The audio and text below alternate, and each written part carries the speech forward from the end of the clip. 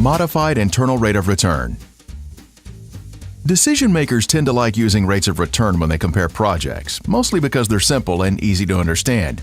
So it's no wonder that the internal rate of return gets used a lot in capital budgeting. But unfortunately, it's not that great of a measure of a project's true return.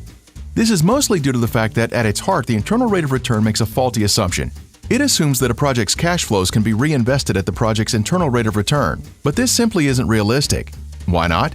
Well, if a company's getting a really high return on a project, chances are that other firms will come along and try and get in on the action. This competition will make it difficult for the company to find similar projects with such high returns to invest in. In the real world, they're probably going to have to settle for a significantly lower reinvestment rate, so the IRR overstates a project's true return. Fortunately, there is a better measure of a project's rate of return that takes this reality into account. The modified internal rate of return improves on the basic internal rate of return by assuming that a project's cash flows are reinvested at the firm's weighted average cost of capital. This is the actual rate the company pays when it goes out and raises money in the market to invest in their projects, so it's a much more realistic reinvestment rate.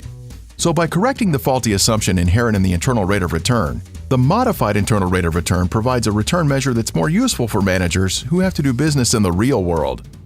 That's the value of the modified internal rate of return.